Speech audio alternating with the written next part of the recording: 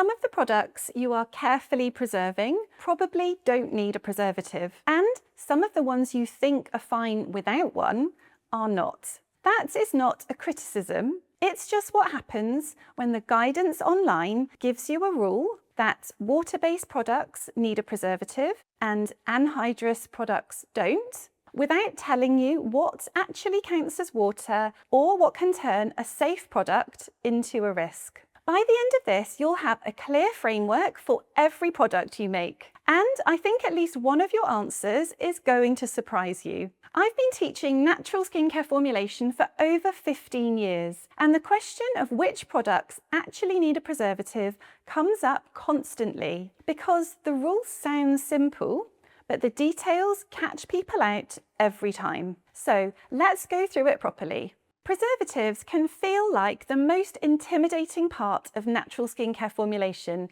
They sound more chemical than the other ingredients. They are designed to kill microbes. This means a lot of people understandably feel nervous about using them, or they go the other way and add them to everything just in case. Both responses come from the same place, which is uncertainty about when preservatives are actually needed. Here's how to know. The question that determines whether a product needs a preservative is this: does it contain water, or will it come into contact with water in a way that creates a microbial risk? The microbes we're talking about are bacteria, mold, and yeast. The three things that can grow in a formula and make a product unsafe. A broad spectrum preservative is one that works against all three. That is what you need in any product that contains water. Microbes need water to grow. This is why a genuinely anhydrous, waterless product like a body butter, a facial oil, or a lip balm almost never needs a preservative. They are completely safe without a preservative as long as the product is genuinely waterless and stays that way. Adding a preservative to this kind of product can do more harm than good.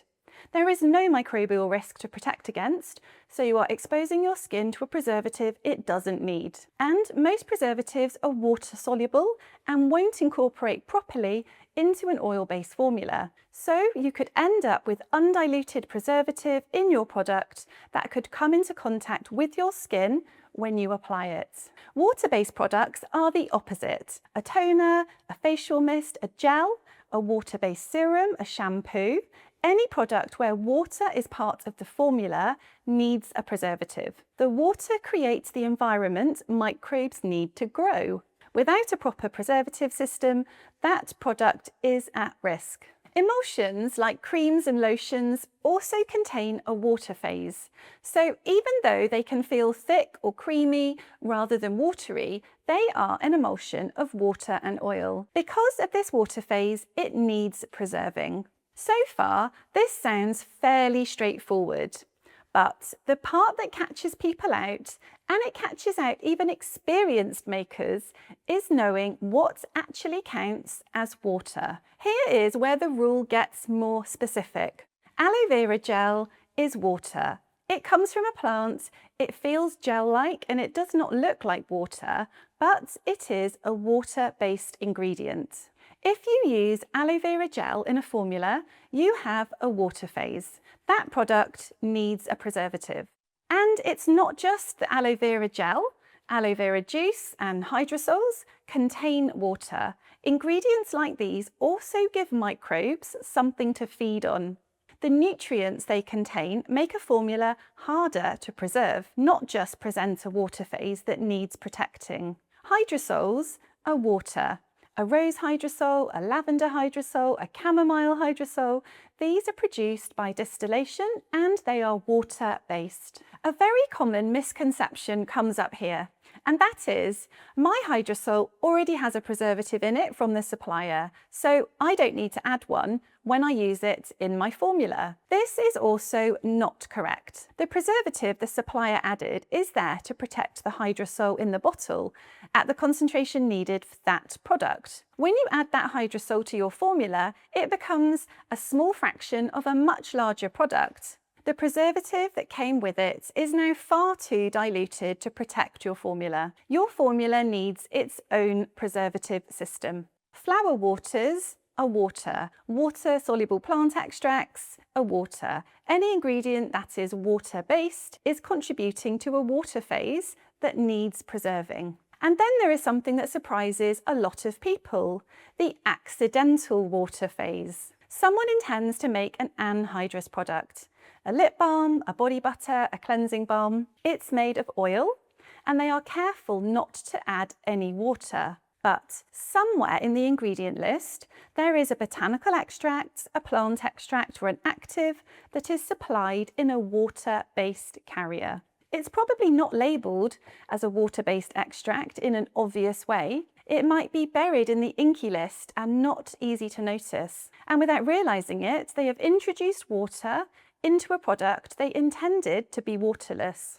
One of our students, Leanne, made oil-based lip balms that went mouldy. She couldn't understand why, because they were oil-based. She had the first answer right, she just didn't have the full picture yet.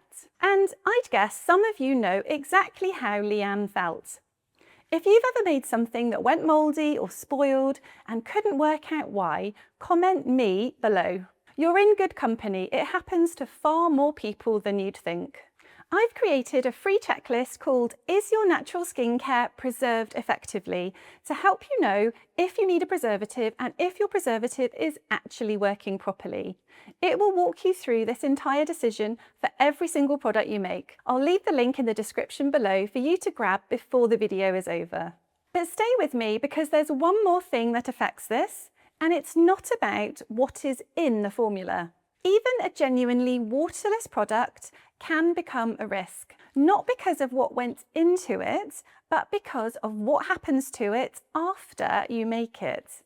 A genuinely anhydrous product, a waterless product, properly made, no water in the formula, can still become contaminated through how it is used and where it is stored. For example, someone uses a cleansing balm next to the sink and applies it with damp or wet fingers. Products used and stored in a bathroom, which is a humid environment with steam from a shower and moisture in the air. A body scrub that's used in the shower and scooped out with wet hands. These are all routes for water to enter something that started out without any.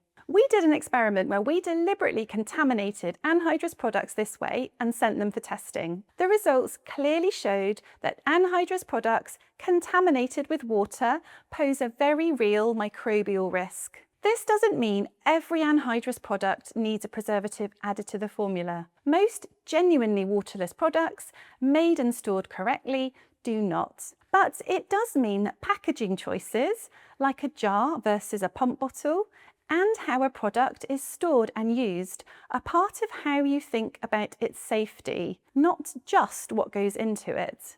You can get the product type right, can know that your toner needs a preservative and your face oil doesn't. You can add a preservative to every product that needs one, and that product can still grow bacteria, still grow mold, still not be safe. Because knowing whether to use a preservative is not the same as knowing whether the one you've chosen is actually working. There are several reasons your preservative might be there but not actually doing its job. The wrong concentration, a pH it can't function at, a formula it isn't compatible with. Getting the product type right is the foundation, but it's only the foundation.